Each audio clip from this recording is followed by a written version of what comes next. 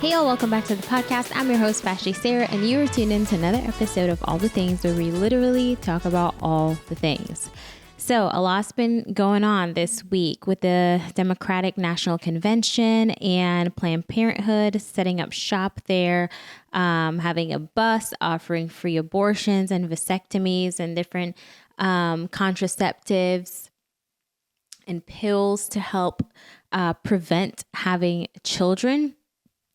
And also, who was present there was a hot dog stand. I will not mention who they are, but they set up shop there and they're giving out coupons for free hot dogs if you have a vasectomy or an abortion. 7 Weeks is America's pro-life coffee. It's premium coffee delivered right to your doorsteps. All roast available, and it's absolutely delicious. Start your morning off with 7 Weeks coffee. It's not just drinking coffee, it's drinking coffee with a purpose. Use my code VASHTI10 for 10% off your first order. That is VASHTI10 for 10% off your first order. This is what the world has turned to. This is what America celebrates, or at least some of Americans are celebrating: the right to kill, the right to terminate, the right to end life, the right to not be able to conceive, the right to stop the ability of conception, or the stop conception on a whole. It's very sad.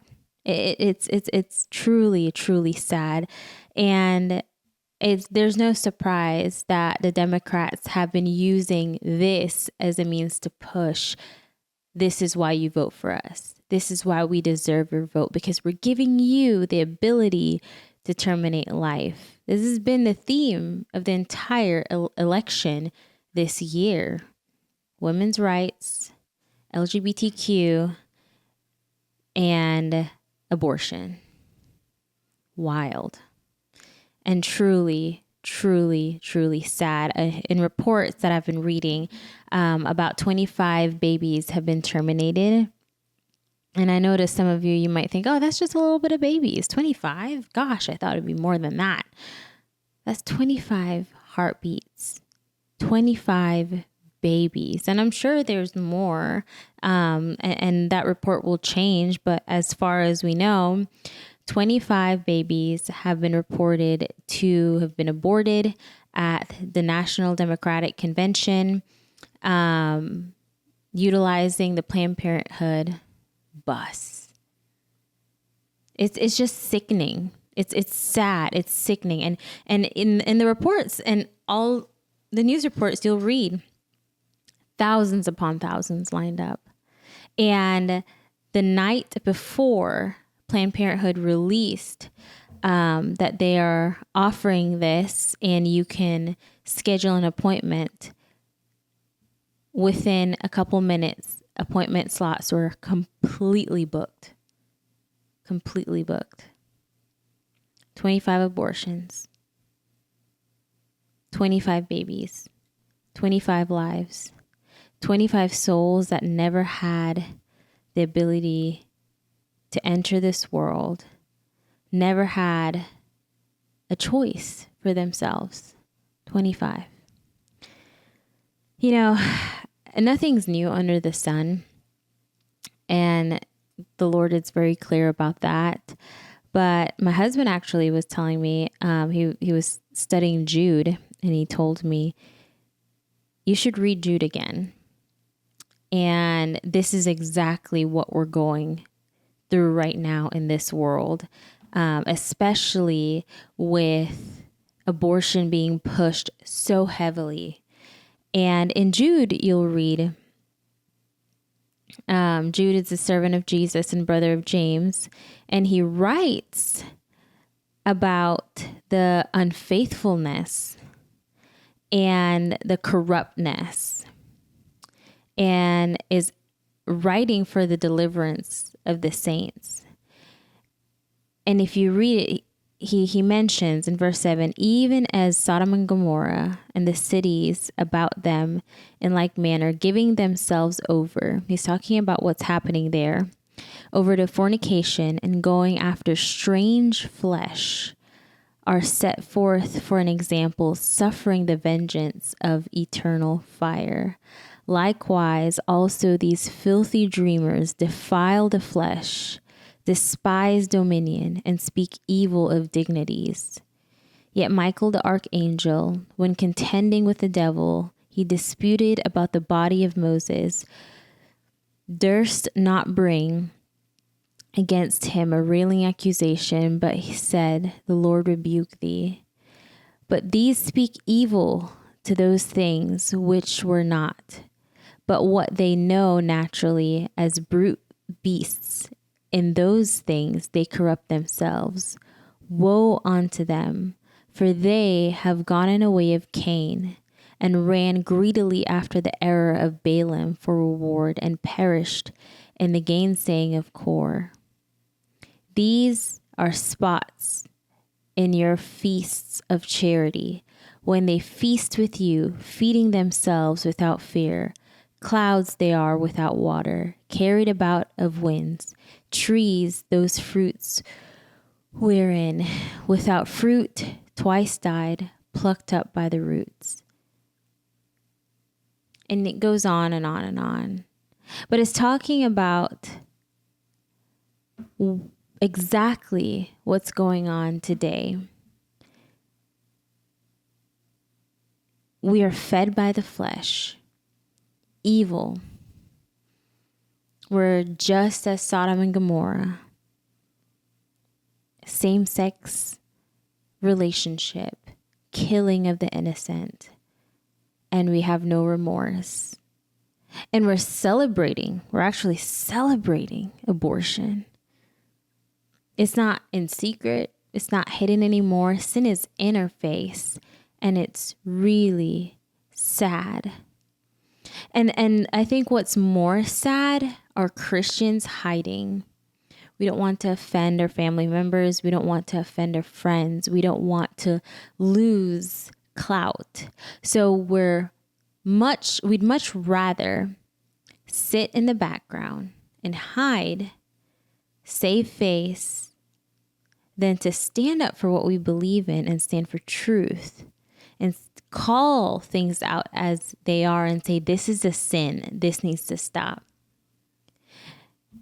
And we don't want to vote. And there's this false understanding. There's this false belief that, well, my vote's not going to change anything. So why vote? Why even have a say? God's going to do what he needs to do anyway. So, I mean, my vote doesn't count. But God uses his people for things to happen. God uses his people in order to execute plans. So if we don't exercise our rights to vote, if we don't exercise our rights for freedom of speech, we're doing an injustice to Christianity. We're doing an injustice to that freedom we've been given. Like I said in the last episode, what we need to do as believers is pray, stand our ground, and take action where action is necessary. We can't be the Christians who are just trying to stay in the middle to avoid friction, trying to stay in the middle to avoid drama. We can't be that type of Christian. I mean, you can, but I would wager to question your Christianity if comfortability is more important to you than standing up for truth. That I would question. Are you more concerned about people liking you or making heaven crowded? What matters more to you? We got to pray and we got to do our part and we got to figure out where we stand, what we believe and why, and truly, truly stand firm and not allow media and the want and desire for applause from others and the acceptance of others to sway how we believe and think. I hate abortion. I hate it. I hate it so much. I hate it with a passion. And especially having walked through a pregnancy myself, I hate it even more. Because I remember going into our first appointment. I'm laying there and they put the ultrasound Doppler monitor on me. And I saw the heartbeat flicker. And how powerful my baby was. And at the time, she was only 8 weeks old. But you see that heartbeat pumping, working. And I knew, the moment you see pregnant on that pregnancy test, everything changes, life flashes before your eyes, and there's so much hope in life. But in that appointment, something shifts inside of you. I mean, you already knew you were pregnant. This is confirmation, but something shifts inside of you. And I told my husband, I wish we had an atheist friend that could sit with us in every one of these appointments, because how could you not believe in God? Truly, how could you not believe in God when you see this little thing grow from a little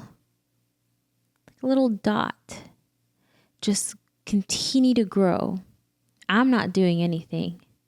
Nothing about what I'm doing. There's nothing I do that changes the size and shifts the size. It's all a miracle. That's why even scientists themselves call it the miracle of birth. Doctors, the miracle of life. Because it is a miracle. It's not in our hands. It's all in God's hands, and it's beautiful. It's miraculous. I hate abortion. At the DNC, 25 plus lives were taken away. 25 heartbeats terminated. And it breaks my heart. And it's interesting to me that the Democrats will compare Trump to Hitler and compare him to these radical extremist rulers in the past and dictators in the past. But they don't see that this current party, they don't need a concentration camp. They've convinced society that they need to kill. They've convinced society to terminate life themselves. They've convinced individuals, people, you can do it. We accept it. You do it. They don't need concentration camps. They're willingly providing you the ability to terminate life on your own. And it's really, really sad. My prayer is for salvation for every person that took that step to terminate life, because we serve a forgiving God. We serve a God that is absolutely forgiving. But for our government, that there will be a shift or a change. And if there's not a shift or a change, that a new president gets elected that will serve the country well and stand for truth, morals, and ethics. But it does require us to do our part. It does require us to stand up and be firm in what we believe in and why. That's a requirement. It does require some action on our part. But 25 lives, 25 babies. Breaks my heart. Every Life is America's pro-life diaper and wipes company. My family absolutely loves them. There's no harsh toxins. There's no chemicals. It's perfectly safe for your little one. We love Every Life, their mission, their vision, everything about them. Use my code VASHTI10 for 10% off your first order. That is VASHTI10 for 10% off your first order. Well, secondly, what I wanted to talk about today was Ariana Grande. Ariana Grande recently released her perfume line, and this was released on July 28th, July 29th, something like that. Let me see here. It was released on July 29th, and the fragrance title, the name of her fragrance is God is a Woman. God is a Woman. That's the fragrance name. And this comes from one of her songs that was released a couple years ago, God is a Woman. And this was released on July 13th in 2018. And she's now releasing a fragrance to accompany that song. And in the song, I don't know, I've never heard it before, but I have perused through the lyrics, and as far as what I can comprehend, this is a sex song. This is about how good of sex she can offer, that whoever she's having sex with will say God is a woman because it's so good and it's so unbelievable. She's talking about just a lot of sensual things and telling the guy or whoever what to do next and how to do it. And the universe is going to be in awe of how great this sex is, that once it's said and done, they'll believe that God is a woman. What mockery. And, you know, you can't blame non-believers. If you don't believe in God, if you don't believe in the deity of Christ, you're going to create content like this. So I'm not knocking her at all, because she's lost. She's clearly lost. She's clearly broken. She's clearly confused. So I'm not knocking her. Who I'm addressing in this are Christians and believers who still support Ariana Grande, who will go out and buy her fragrance and spray and wear confidently, who are actively listening to her music, who are going to her concerts and sewing into her life. Those are the people I'm talking to. Because what we do as Christians, I think it's the biggest hypocrisy, or one of the biggest hypocrisies in Christianity, is we will support secular artists.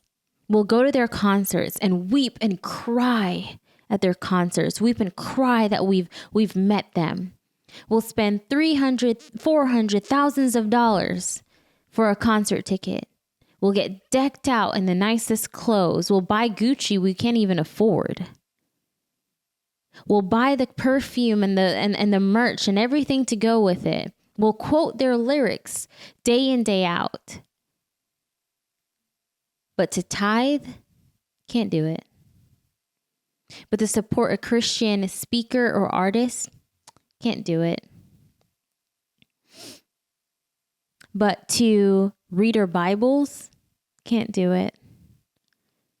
But to raise our hands in church and worship, can't do it.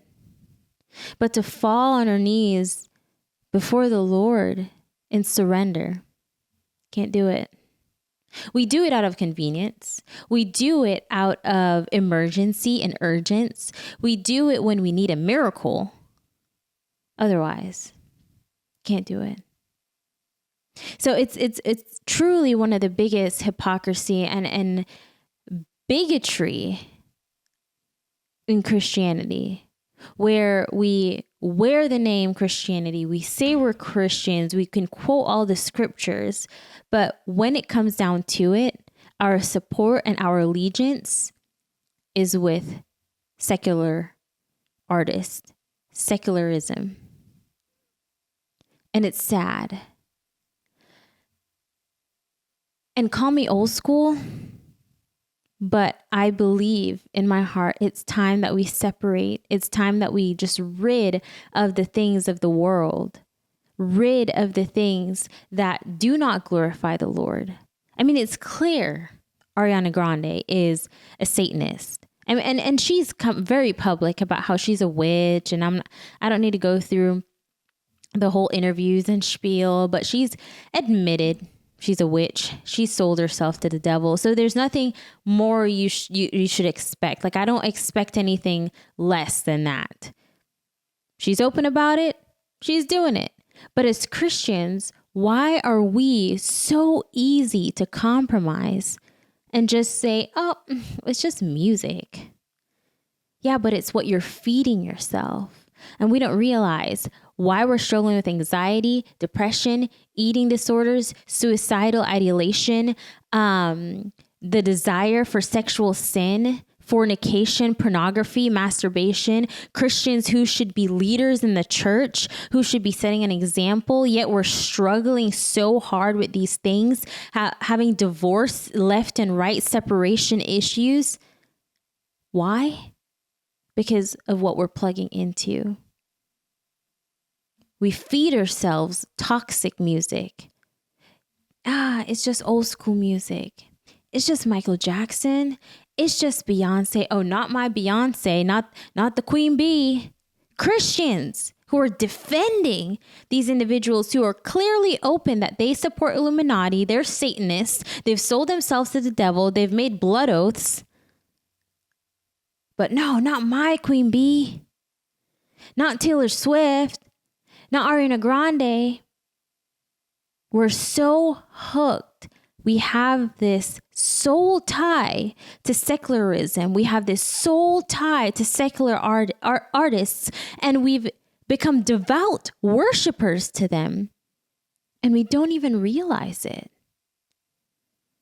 We've devoted our lives to them. We listen to their music constantly. We quote them. We follow them on Instagram. Here's the thing that's just it's mind blowing.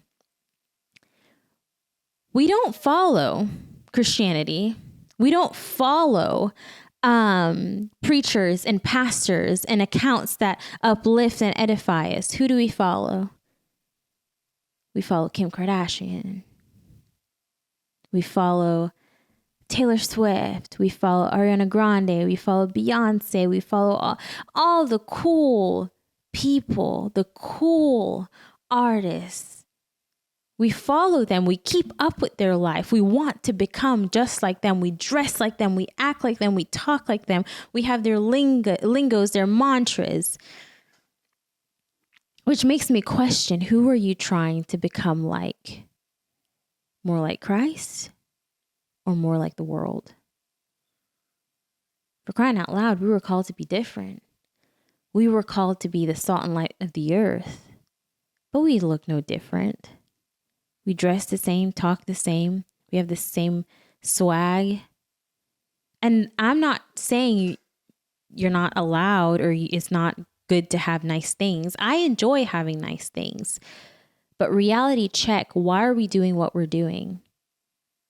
Who's influencing our thought life? Who's influencing our habits? Who's influencing what we buy, what we bring into our home? That is the question. God is a woman, according to Ariana Grande. So as a Christian, I challenge you. Unless you believe that, why are you supporting her? Why are you supporting artists who are clearly against God, who clearly oppose Christianity and have no reverence for the deity of Christ, who have no reverence for God, and who are outwardly blaspheming the Holy Spirit? Honest question. Who are you serving? Who's your God? I pray Ariana Grande comes to know the Lord, repents, and truly comes to know the Lord. She has a beautiful voice, an absolutely beautiful voice, gifted woman. But your gifts aren't going to take you to heaven. Good works aren't going to take you to heaven. Saying nice things and being kind won't take you to heaven. Surrendering your life to Jesus, repenting and turning from your ways, that gets you into eternal life. That gets you to be with Jesus. Well, that's it for this week. Politics, culture, and the world. Hope y'all enjoyed today's episode. Don't forget to like, share, subscribe, do all the things, and I will see y'all next week.